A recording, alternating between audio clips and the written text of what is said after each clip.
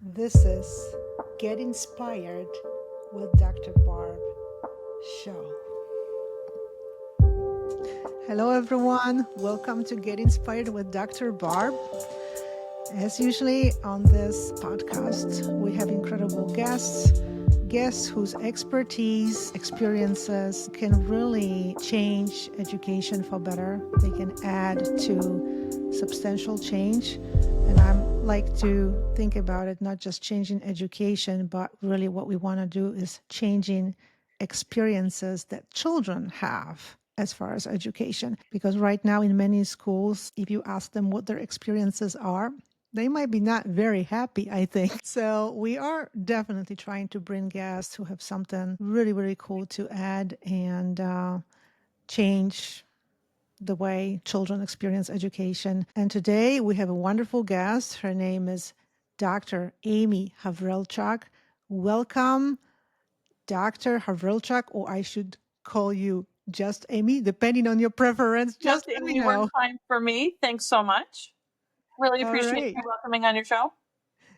That's wonderful that you agreed to being on my show. So great to have you here. And that's not the first time we talk because Right, you were right. one of our wonderful guests on it was an international symposium on innovation in education, something we were doing for the first time. Actually, when was that? I think it was February. February, I believe. Yeah, yeah. Yeah, but we had great response from people who thought it was something really different, and I think more people care about education. It's just that they don't always know like what to do, Right. but they do care about education. So wonderful to have you on my show. Thank you. Thank you so much. You're very welcome. Amy, just to tell our audience about what your position is and what cool things you're doing for education, you are currently principal of an incredible school. It's called Tech Valley High School, and it is in Albany, in the heart of the New York State, because Albany, for those who might not know, is the capital of the New York State. That's right. That's right. That's where this high school is. And you also chief academic officer for our curriculum in that school. So you play in multiple roles. And I remember when I was reading your bio, it was also interesting to see that your dissertation, your PhD dissertation was on teacher agency. So of course, with this expertise and experience and dissertation of this kind, you have to be doing something really cool that can change education. Yes, absolutely. Can you Absolutely. tell us in a nutshell what was like the big, actually, aha moment from the dissertation? That would be interesting to hear. Sure. Well, it was funny because when I first started my research in the dissertation, it was, I had many topics to choose from, of course. And I kept landing back on teacher agency. And when I would try and describe it to people, they would say, well, who the heck cares? And what is teacher agency anyway? And what's the difference? And I'm really looking at it through the lens of system leadership. And so there's been work done before on teacher agency, which is really, teacher voice and teacher choice and really teachers driving the work. Right. If a teacher has agency, that means they have the internal desire and drive to drive their work. And so there's a lot of research done around teachers having agency around their classroom. So that is like their instructional methods, what curriculum materials they're choosing, and their general classroom management and things like that. And I think that's a really natural thing for teachers to have a lot of agency over, right? Because it's their Yep. world, right? They close the door, and that's their kingdom per se. Um, my research was more about how can we how can we help teachers have agency for the school system. Yeah. And I think I had lived through these patterns of mandate comes down, new initiative comes down from above, from the system level. From up above. Right, right. And the teacher's response is, well, this too shall pass. We'll wait a couple of years. Maybe you'll get a couple of early adopters who like whatever the initiative is, but for the most part, I'm not interested in being involved in that. And as I was looking at how to take, especially larger systems, how to take a large system and really move it in that forward and innovative direction, the teachers are so critical. Yes. Teacher, and I don't even really want to say buy-in, and that's why I say agency. That teacher agency for that initiative is so critical to the initiative's success, because who's doing the implementation for the most part? It's going to be Teachers. teachers, right? These are the ones that are working hand in hand with the students each and every day in their classroom. Um, Yeah. and so my research was around the different things that school leaders, specifically, those assistant superintendents for curriculum, right? If you have an instructional initiative that's going on, what are the things that they need to be doing to bring teachers in and to let their voice be heard so that they can have agency in saying to their colleagues, hey, this is worth it. We're gonna get great results, and our classrooms are going to be better because of this initiative. And I was part of developing it, right? And so Mhm. teacher agency is listening to teacher voice, just like we know student agency. If we want students to be in charge of their own learning, they have to have some voice in the process. This is amazing. This is critical. And I'm just thinking about it. Agency. What happened yesterday, I went to a school where my child goes to, and with my therapy dog, and there was like a wellness fair there. There were like tables in the library, and kids were coming. I mean, kids, middle school kids, high school kids, that were coming to these tables and talk to the people, and they had like they asked them to stamp their like logs or something, but they needed to have conversation. And of course, they saw my dog. And, Carmel, I remember you from last year, blah, blah, blah. I remember you from elementary, blah, blah, blah. It was just like so amazing. I'm like, and I'm talking to these 10th graders. I'm like, guys, do you have therapy dogs in high school? No, no, we never saw one. No, no, no. I got these answers. Guys, how do you think you could get therapy dog? They had no idea, no clue. And I'm like, do you think you can talk to someone? Maybe our principal? It's like this is the stuff you're talking about. Agency. Like people have some agency, but they often don't think they can use it or don't know how to start, what to even say, where to go. Don't you think?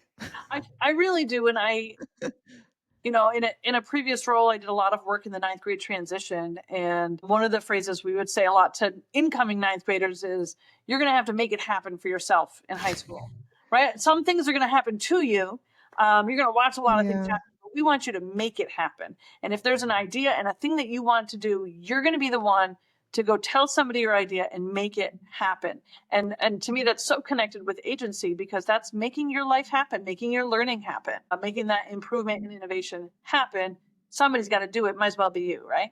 And it's not going to be easy, but Amy, most of the schools are not teaching it. There is no agency. Kids don't, you are doing this work. And, one of the reasons why I'm doing this podcast is to promote these ideas, obviously. And I think that so much more can be done. It's just that I think people are just sometimes think that we have to have things happen for us. Change, making things better, has to be a decision from up above, from some kind of institution, and that's going to make a difference. It won't. You know it. You are one of those people who really know how that works, and I just love how you through the way you teach at the school at Tech Valley High School, you actually telling these kids, well, it's not going to be easy, but guess what? You do have agency and you can make things happen. Tell us, Amy, and this was just a fabulous, I think, introduction to to more talk. What is the project based learning? Because that's what you're doing in the high school. So what do these young people do actually? For those who have no idea, I have an idea, but not That's a everybody. great question. So yeah, I think you've heard me talk a little bit about project-based learning at Tech Valley before, and um, people hear project-based learning, and it means a lot of different things to different people. So I'm going to explain a little bit what Yeah. project-based learning looks like at Tech Valley, what it can look like in other places. So oftentimes, when you hear projects, when a student says, "Oh," when a student hears a teacher say, "We're going to do a project," what that looks like is we've just learned this whole unit, and now we're at the end and we're going to do a project, right? We read the book, we had some quizzes, we did some learning, we took a test, and now we're going to do a project. Oftentimes that'll take the form of, a poster or a slideshow or something like that, and maybe a speaking presentation to your class. The difference at Tech Valley is, instead of that project being at the end of our unit, It's the whole purpose driving the unit forward. So instead of it being the dessert, it's really it's a project sandwich. So what our teachers do is they align the New York State standards with the authentic application of content. I'll give a few examples in there. So in our global humanities class, I'll give the example that they're doing right now. Our 10th grade students are learning about the Middle East, which is content in the 10th grade global studies course. And their project is a Middle East peace conference. And we all know that there's quite a bit of strife and struggle and conflict in the Middle East, and it's been hundreds and hundreds of years and even more of that conflict. And so at the beginning of the quote unquote unit, at the beginning of the project, our students were given a letter from an authentic business partner. We actually connected with the UN, and we have a letter from the UN asking for solutions for peace in the Middle East, and letting them know that at the end of the project, they will be hosting a high school UN peace conference where they will be posing their solutions. Now, Awesome. right when students get that project proposal, they have to do some work to figure out, okay, wait a second, what are we being expected to do? We call this process the knows and need to knows process. Like, what do we know about this? What do we know about the task we're being asked to do? And then what are some things we need to know throughout the course of the project? And they'll ask for some workshops, they'll ask for some lessons, they'll ask for that learning. Our history teacher will give that context to them of the history of the area, and we'll bring in some authentic speakers. And so for this our students were able to engage with a representative from the UN, talking about what a UN conference looks like, and what are roadblocks to peace, and they learn about all of those roadblocks, and they've heard from speakers on both sides of that spectrum, people who live in Israel and Palestine, and people who have had lived experiences, and also historians who have been studying the roadblocks to peace for quite some time. But they take that real problem that's happening right now, hearing about in the news every day, and they're working to solve it. So that's I don't want to call it an extreme. It's just like a heart-wrenching project. It's really fantastic, the authentic audiences that they've really lined up for that project. Another example on the other side is our 9th graders. As part of the living environment biology curriculum, they need to understand a microscope. It's a pretty common thing throughout the year that 9th graders need to learn. They need to learn the parts of a microscope, what microscopes are used for, etc. So our 9th graders partner with a local children's museum, and they build a microscope to be at part of a microscope display at the Children's Museum. So as you can see that at the beginning of the project, we connect our students with an authentic partner that needs the product. So it's not just to present to the class, we're looking for an authentic reason for that project. Isn't it amazing? And then as they go through the project, they're creating their microscopes, some out of wood, some 3D printed, some mixed materials, and they're learning what kinds of diseases can be detected through microscopes, what are microscopes used for, and things, and the parts of a cell and things like that. And then they will present their microscopes to the museum to figure out which of those microscopes will be on display at the museum, which is a really for our educators to do. It's a Authenticity, that's just something that is just like so important. It's like we need them to learn something, we need them to engage in a project. So you start with, well, where is the need? Is there a need somewhere? And you connect the students with people who have this need, who can speak about the need, right? And describe it for the students and the teacher. And that's where the work starts. And right. So on the teacher end of planning, you're starting with, okay, what's the standard and what's the authentic application? Where do people really need to know this? Why do we need to know this? So then on the other end, in a traditional school, I might have people coming into my office saying, oh, why do I need to be in this geometry class? Why do I need to learn these different things? Yeah. That answered the first day of every unit. So that's the one question that students at Tech Valley don't ask. What do I need it for? Why do I need to learn algebra, right? Why do I need to learn geometry or history, ancient history or pieces like that? And so, you're learning the content through projects. And equally as important, we have learning outcomes that are taught throughout these projects. And our learning outcomes are communication, collaboration, agency and self-direction, and technology and info literacy. And each project has our content, but it also has aspects of those learning outcomes. So our projects are done in teams, and there are certain team expectations. There are certain pieces that you need to do in order to demonstrate your collaboration. And our teachers specifically and explicitly teach those learning outcomes so that you get feedback on those outcomes and you know how you can better those outcomes. Your communication is both oral and written. Your agency and self direction is that managing the deliverable, all of the noise that's going on in the world around you, but can you manage that deliverable? Can you push that project forward? And that last one of technology and information literacy, so important in today's world, Mhm. both technology and information. So that Middle East Peace Conference project is really fantastic for informational literacy. They look at a bias and credibility chart when they look at each of their speakers to figure out, okay, is this a biased source? Is this a credible source? Yeah. Yep. Again, such an important skill for our students to have today. And then, of course, that technology and technology literacy of how are you using the technology around you in a productive way to help enhance your learning, and knowing when do you not need technology, because we don't always need it, even though we're Tech Valley. Right. What I hear also from you, because mandates, standards, whatever, they create an excuse for teachers. Well, I cannot teach creatively because I have to cover the standards, I have to cover the curriculum, blah, blah, blah, I should say. But you are proving that in the process of employing this authentic learning and engaging children in these activities, you are not only addressing still all these standards and all these things that are supposed to be addressed, but you going beyond even that.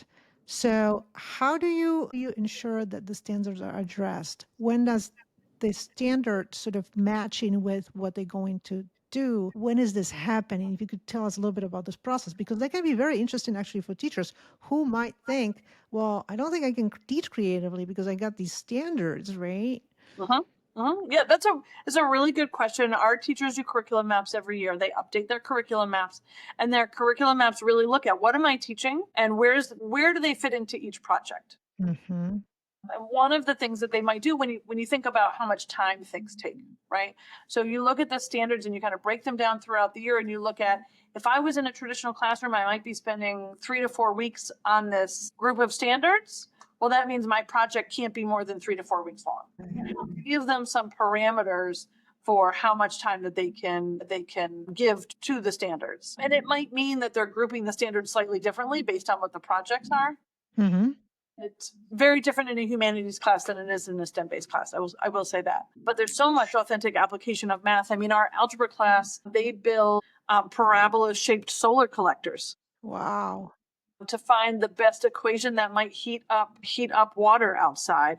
They do car accident analysis based on tire tracks and the angle of the tire tracks. Our geometry class, they do a miniature golf project where they Mm-hmm. do a miniature golf course where there's a hole in one for every hole, and you have to figure out all of those angles. One of the most exciting projects that our geometry class does is a site development project where we work with civil engineers and learn how to develop a site into a neighborhood with how many houses you can fit and what are the angles of the road and the curves and all of those different regulations that the students need to learn. But then they get to present to the engineers who can take some of our students' ideas and incorporate them into the projects that they're working on. So the more authentic it is, more students realize the need to learn each of the workshops that they go to. Seriously. And then they're not going to ask, why am I learning this stupid Right. algebra? Because they No, see I that know. there is a need. And it's just for so many decades we've been doing it in certain ways, and it's just not working with our kids. And I would imagine once the teacher already has some experience with mapping and sort of matching, connecting the learning project, the learning between learning project and the standards, then they have an idea what is possible, how it works, and it's Yes. just get easier and easier to connect standards with the project. but it's just so It definitely powerful. does. It definitely does, and ideas flow.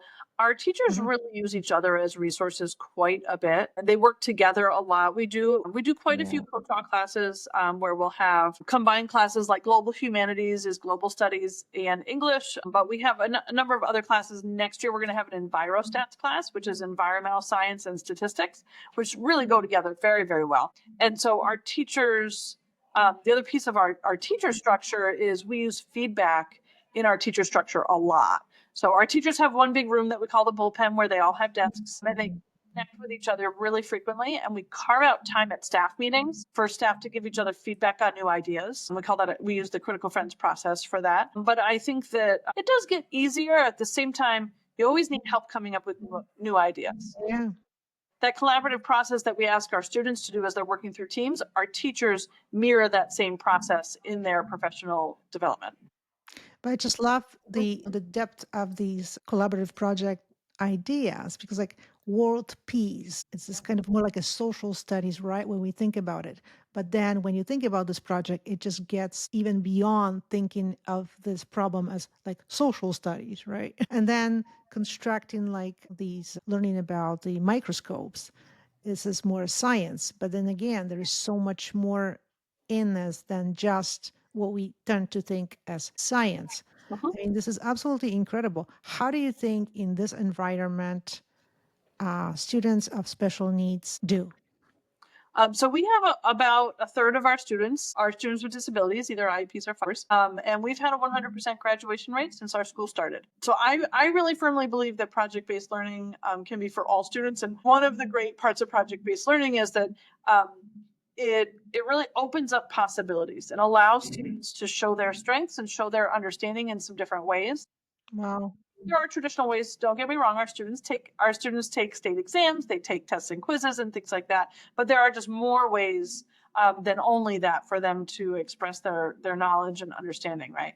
um, but many of our students with disabilities are on the autism spectrum, Yep. or perhaps have ADHD or a learning disability. But when we look at the supports in our classroom, I think the special ed teacher co-taught model, that push and support is really helpful. The planning time that our teachers have together to help differentiate and make sure that our materials are accessible from all ranges of learners, I think is a really helpful way. But I do think when students are on a team and they're thinking about their final product, and one of the first things they do is they create a team contract, Hmm. because they're learning to collaborate together, and they create team expectations in a contract where it says, this is my goal grade for this project, so we know where everybody's expectations are. These are the strengths that I bring to the team, and these Hmm. are the things I'm looking for support from my teammates for. I love that. And yeah, it helps our students understand their strengths and also appreciate the strengths of their classmates, throughout the time that they're here at our school. But I really do think that project-based learning is a great way for students with disabilities to have another entry point into the content. And I was going to ask you, I mean, it's just amazing. Do students in your school also take like 2 years of algebra? And how does this look like? Because it's a school in the New York State, right? Do you mean Algebra 2 or do you mean a 2-year Algebra 1 course? Like 2 year algebra for regions. Like this is like, We only use 1 year for Algebra 1. that is so cool. You are doing something really amazing. And students of special needs are especially of my interest too, like how they do in certain environments. They are suffering in the current school system. It's not a surprise and it's not a mystery. It's just happening, and we have to do something better. But I think all the kids suffer in regular educational system, Yeah. no I matter think if what, you no see matter, students as right? more than their disability, I think that's really a key to success in that. If you could repeat it, that would be great. Yeah, I think if we see students as more than just their disability, I think we will. And because the way it is now with the diagnosis, and sometimes students are seen more as their disabilities. And here they just come to the table. It's like, hey, this is my strength, this is my weakness. They know that. Mhm. But because they can do it, they can openly say about it. They feel safe and they feel that their strengths will matter. and they will get help in there is something that they are not maybe as great at for now. So Mhm. this is a really great model. It's like I would say like a human model. Like, I think so. I do think also like this idea that everybody has a weakness and mhm, everybody has strengths, right? yep. I think sometimes in a traditional model there might be a perception that if you don't have like a formalized plan, there's no weaknesses that you need some help on, right? Right, which we all know is not the case. You are so right. And I can see also with special needs children, many autistic kids, they have like some special powers. Yeah. They really do. And again, in traditional schooling, these powers might be considered as like annoyances or something. Well, I do think that there may be those strengths can be overlooked because we tend to go from a deficit mindset. Exactly. Right. And so we're focusing on what the disability is and we're not focusing on, okay, but what can we do? And what is the environment that helps bring out that strength so that the balance isn't focused quite as much on the disability? Not to say that you ignore the disability by any sense. And you want to build strategies and you want to build, those coping pieces in order to navigate and understand yourself better. I think there's a lot of we reflect a lot around here. Yeah, we do. I think that reflection, our teachers participate in a lot of self-reflection and group reflection. And I think our students are asked to do that. At the end of every project, there is student reflection. In the middle of every project, students Hmm. feedback throughout the course of the project. Our students are really taught how to receive feedback, which I think is another piece that when we get feedback from our business partners, that's not a common Hmm. thing to be taught is to receive feedback. It's very natural, No. just for people in general. It's very natural to feel defensive when someone's giving you that critical Yeah. feedback, right? And sometimes it's really challenging to take that feedback.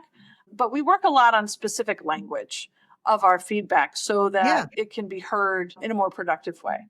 exactly. There is a difference how you communicate feedback, and language makes a huge difference. Yeah, language If matters. you were there might be some people, teachers, administrators listening, and if somebody had a question, okay, like I haven't learned how to do it. I don't know much about it. I just know only based on this conversation. What would be your advice, twofold advice, if they can try an activity or strategy in their classroom tomorrow, just to try something along the line of feeling I'm doing one aspect of collaborative learning, and if they could do it without having like the whole professional development behind yet, what Right. would be something simple you would suggest to try for the teacher? And another piece of that would be if somebody wanted to like really do it in a full scale blown collaborative project based right learning, how would you advise them as far as where are some resources that they could turn to or get some professional development? So there's two pieces to this Right. question. So, well, I'm going to start with the second one first, and Yeah. the answer is come to Tech Valley. We we, Right. we welcome visitors all the time from near and far, national and international, throughout the state, out of state, and we would host educators for a half day, a full day, multiple days, and we do help. I think that coming to Tech Valley and seeing it live and in person, and interacting with our teachers and interacting with our students Mhm. gives a really great sense of what it's like here and what are the things that what are the pieces that you might want to take away, whether that be some nuggets like you mentioned or like that whole scale collaborative project based learning. But I Awesome. invite you to come to Tech Valley absolutely anytime. Reach out. Our website techvalleyhigh.org. I strongly recommend you reaching out and coming for a visit, even if it's just for a Zoom call to check in with me. We also have an outreach coordinator, Sarah Hugger, who does a lot of professional development and provides a lot of support to other schools that are interested in implementing the project-based learning. So that's Awesome. the easy answer. Come here. We will need to, I will make sure that we're going to include this as a call to Oh yes, action when we absolutely. publish the episode. Absolutely. So, I could give a couple of strategies, a couple of activities, and really just calling back to some of the things that I've talked about already. One of the pieces is student voice and agency, right? And authenticity. So if I just look at those two things, I'm sure I could tell you 10 more, but if I just look at those two things, I'm going to start with that authenticity. You don't have to do a whole scale project to share the authentic application of your content. And that could be shared by showing examples. That could be shared by bringing in a guest speaker, and guest speakers can be by Zoom too. But something, and that's easy access to people near and far. And you'd be surprised at how engaged students can be when they hear that somebody's using exactly what they're learning in their job. And that can be for whatever content that you have. And also sometimes it's a little intimidating to reach out to a business professional, but when you look at it from their perspective, the feedback that we receive is our business partners love coming to our school and sharing what they do, sharing their passion, sharing their daily life with our students, because it's encouraging more people to go into their field that they really love. And it's also outreach and looks great for their company and whoever they work for. So we do try and promote our business partners whenever we can. But showing that authenticity and demonstrating that authenticity is really great. Whether that be by connecting with a business partner or maybe doing an authentic activity or trial, connected to the content. The student voice piece, one of the things that is a practice here is our students ask for what they want to learn. Now, that's something that increases as they get older. But if we go through that knows and need to knows process that I talked about at the project, where a student looks at, okay, this is what I need to know for the next couple of weeks, but this is what I don't know. And that knows list gives students a little bit of self-confidence of, okay, I'm coming into this project knowing something. And that's a pretty common practice in a traditional classroom, is activating that prior learning. But I think you can activate prior learning and prior knowledge by some different activities, right? Instead of just saying, okay, turn and talk what you know about this main topic, World War II. I think there's other activities that you could do in order to do that. And one of them is the need to know. And then the need to know is get students to ask questions. Really, the process of the need to know is, what questions do you have? What do you want to learn? And maybe they're going to ask you a question that wasn't already included in one of your lectures or your classes, but maybe you include it anyways as a way to show students that you are encouraging their curiosity, giving them some agency and voice in what they need to learn. And I think including students, student-driven learning really makes a difference in your relationship with students and also just your classroom environment in general. And the last one I'll give you, like I said, I could probably give you 10. The last strategy is feedback. Yeah. Oftentimes, students don't get any feedback until they're graded on something.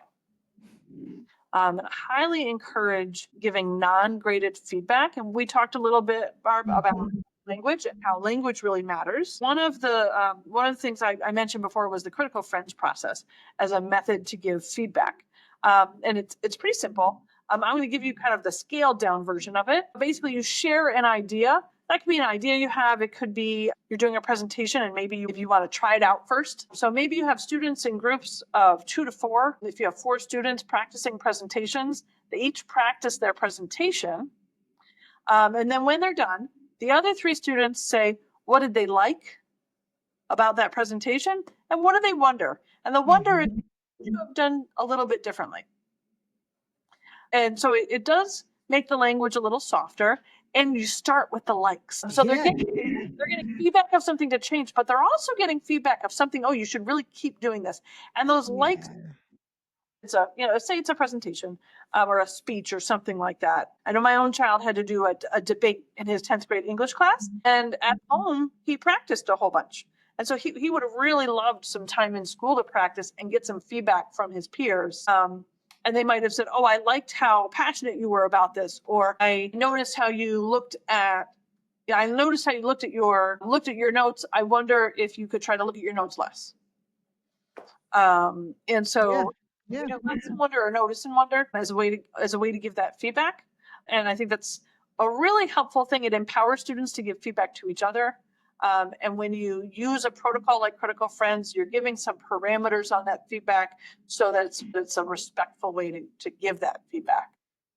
I love that. I mean, you gave so many strategies. I'm thinking, I mean, again, nobody will be able to do a full blown I'm here to visit. microscope project, right? Like you mentioned, it requires a little bit of more maybe learning, a little bit of more professional development how to do it, but maybe not as much as somebody might think. It's how complicated it is. But I think, well, for the teacher, look at the standards and think about uh, maybe asking, finding ways of how to find from children what they would like to learn, and Yes.